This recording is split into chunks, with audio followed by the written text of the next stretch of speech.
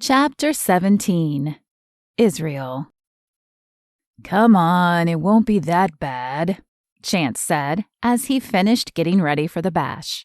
The bash was going to be an upscale evening affair for the adults, while the kids enjoyed movies and a nighttime scavenger hunt.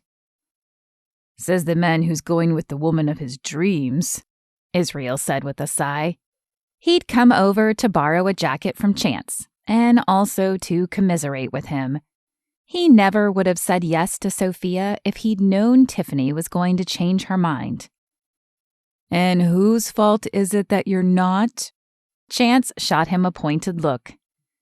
"I didn't know she was going to change her mind. I wasn't going to go at all, but Sophia asked and said going as friends would be better than sitting home alone. I figured she was right about that at least. Plus, I was hurt and confused that Tiffany broke it off. I still don't know why she did." Israel dropped his head into his hands. Chance clapped a hand on his shoulder. "Sometimes things just don't work out for whatever reason. Have you tried talking to her?" "I've tried, but ever since I told her about accepting Sophia's offer, she's not answering my calls. The only text I got back said she was too busy to talk. But she left yesterday after I told her, so how busy could she be?" He stepped away from Chance and ran a hand over his short hair. "I don't know. Maybe I should tell Sophia I can't go. I don't want to be rude, but maybe it would be better if I stayed home." "No, you need to get out and meet new people. Besides, that ship has sailed. The bash starts in less than an hour, which means Sophia is already dressed and waiting. Look, I'll talk with Mary Beth and see if she knows what's going on. She and Holly and Tiffany are pretty tight, so there's a chance she might. I'll also see if she can talk to Tiffany for you, explain the situation, and at least get the girl to sit down with you. But tonight, you are going to try to have fun. Besides, you've enjoyed talking with Sophia this last week, right? Maybe you'll find you have even more in common." Israel wasn't so sure he would enjoy the night with Sophia.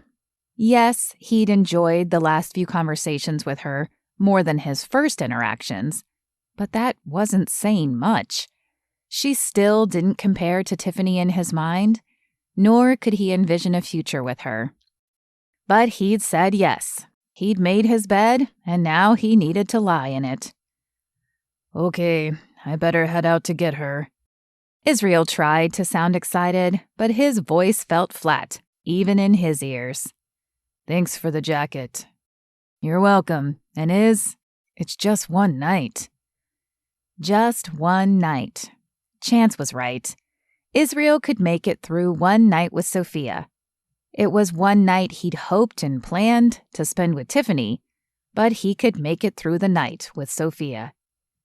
She lived in a nice house not far from the resort, and Israel wondered what she saw in him.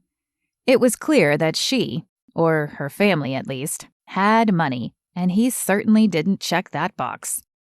He wasn't poor by any means. He prided himself on living frugally, so he'd always put his hazard duty pay and enlistment bonuses in the bank, rather than spending them like so many other younger men.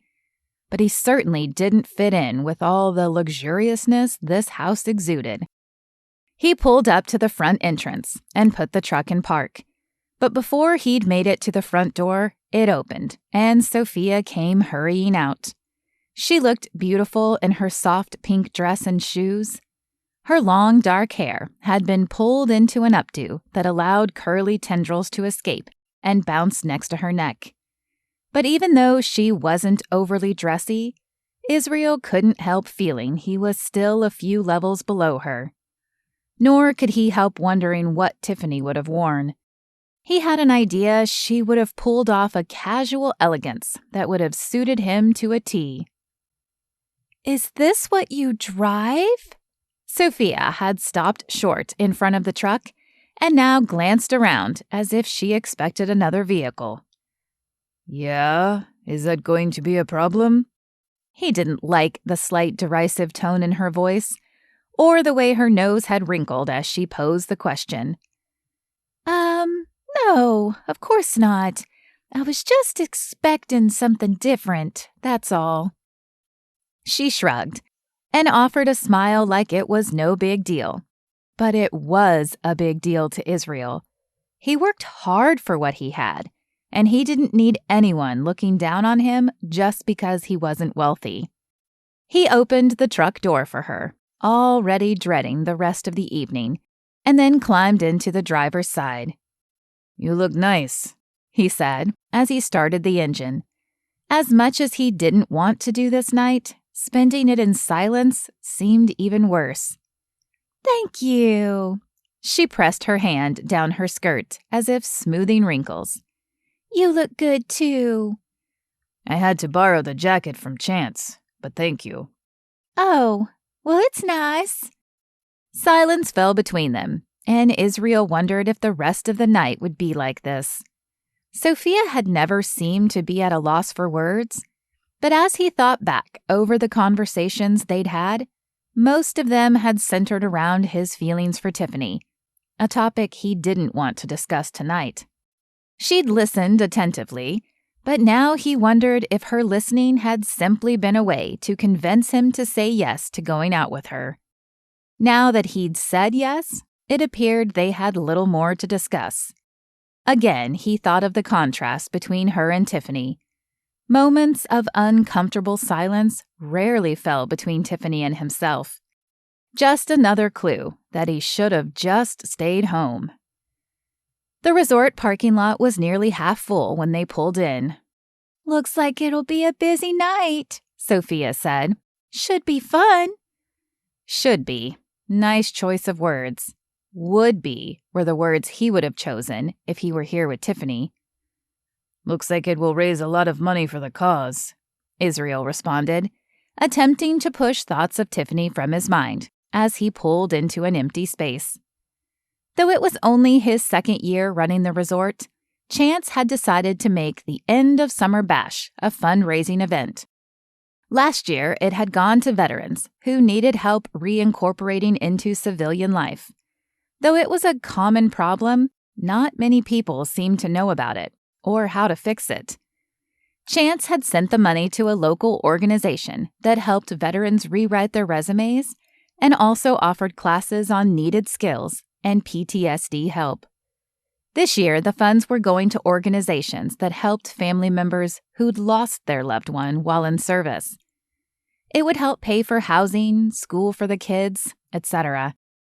Israel loved that Chance gave back, and as much as he would have preferred to be here with Tiffany, he was glad to be a part of the humanitarian efforts. "Oh, that's right. I forgot it was for charity," Sophia said with a chuckle and a slight shrug of her shoulders. "Forgot?" Israel lifted a brow but said nothing. How could one forget a huge event like this was going to a charity? He turned off the engine and opened his door. But before he made it to the other side of the truck, Sophia had opened the door and stepped down. "Sorry, I meant to open it for you," Israel said. She lifted a brow at him. "Why? I can open my own doors." Israel sighed and shook his head. Yep, it was going to be a long night for sure.